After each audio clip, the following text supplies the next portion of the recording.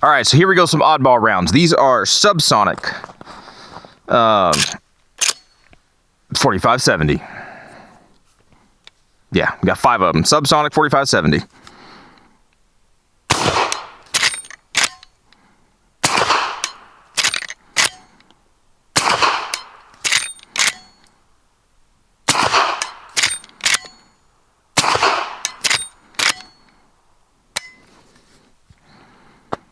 No ringing. That's the coolest round to shoot. That is so fun. Anyway, okay, let's put this on another oddball. All right, this feller is not subsonic. I don't know if he's going to cycle. 458 SOCOM. Big shout out to one of my Patreon guys for giving me this upper. 458 SOCOM. That's a nasty, nasty looking round. Anyway, let's see if we can make these guys cycle. 5 rounds. These are not subs. So I'm going to shoot one, and we'll see how it goes.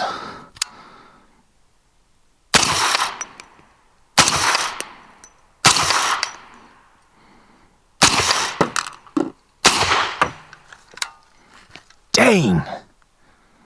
That thing is a monster, and it cycled.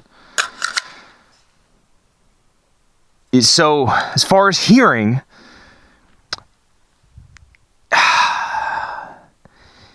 I do have a little bit of ringing going on in my right ear right now, but I didn't have a spike where all of a sudden it like hurt. So that's a build-up kind of thing. Surprisingly not bad. If you had subs of these things, that'd be pretty crazy. These are beastly rounds, and they are doing some damage. So the fact this guy's able to handle that is pretty impressive. Pretty dang impressive. All right, so now for the gun that is the bane of my existence. $3,000 gun that never wants to cycle right. Dadgum. So dumb. So dumb. Anyway, 45 cal front cap. This is 8.6 Blackout. These are going to be 3 supers and 3 subs. See how she goes.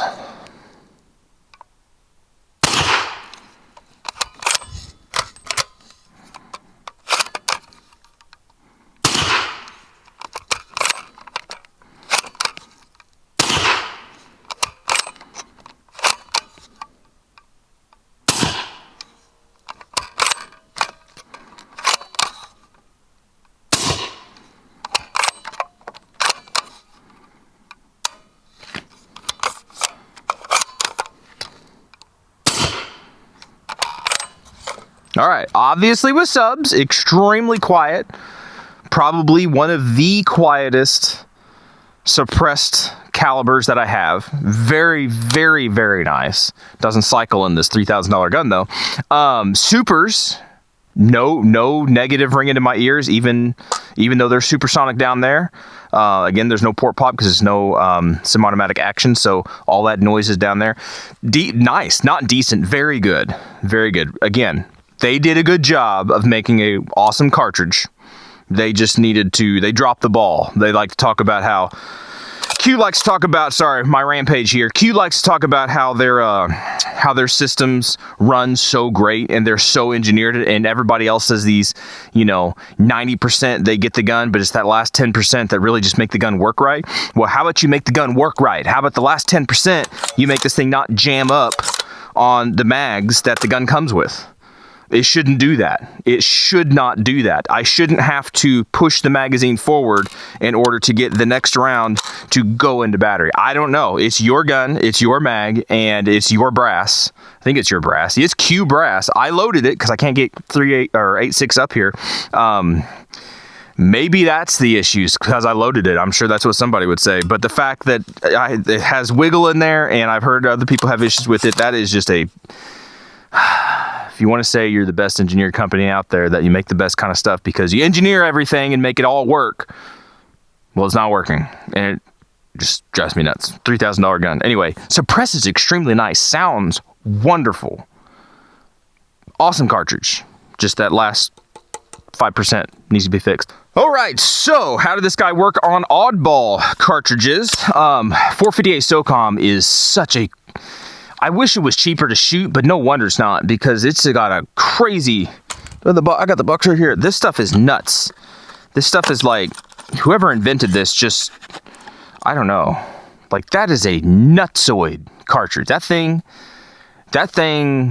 just looks, it looks fake. It looks like ChatGPT created a cartridge. But anyway, it's cool. It's pretty neat. Anyway, it's pretty powerful stuff. How fast is this stuff going? This stuff says it's going 1840, 300 grain. Solid projectile. Holy cow. Anyway, but it suppressed nice. This obviously supersonic.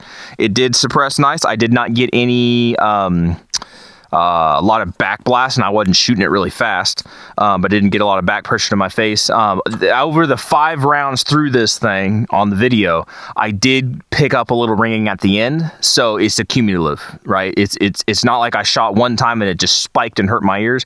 It was a cumulative.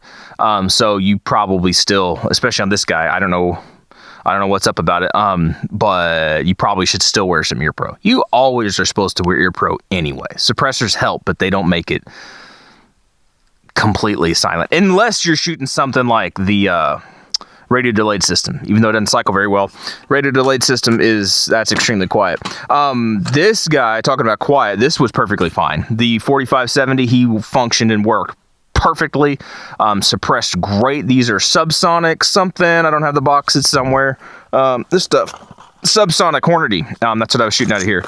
These guys are advertised at going 1,075 feet per second. So actually up here, that's a little faster than supersonic, which I think I might have had some break the sound barrier. But overall, it was very quiet and extremely pleasant. No ringing, no spiking in my ears. Obviously, there's no action or some automatic action, so there's no gas in my face. That would be that's a great cartridge to suppress anyway. Anyway, last but arguably something, the 8.6 Blackout cartridge itself is fantastic to suppress. Really, really, really fun. Supersonics, they're supersonics and they're fine. They suppress well. They're great. Subsonics are where it's at. I think that's why this guy's made. It's kind of like 300 Blackout. You can shoot supers out of it, but subsonic 300 Blackout, that's where it's at. Subsonic 8.6 is just a step up. You get a heavier hitting, beefier projectile that arguably sounds better suppressed. Super, super cool. I went on a little rant about a $3,000 gun not cycling properly, which is it chaps my chaps, however you want to say that, especially coming from a company that touts themselves as engineering everything perfectly. Well, they don't, because the thing won't cycle for me, right? Pretty much every time I go try to shoot this thing now, the cartridges nosedive. It won't. I have to push the magazine forward in order to get them to cycle properly. But other than that, we're not talking about the gun. We're talking about the suppressor. The suppressor did a fantastic job.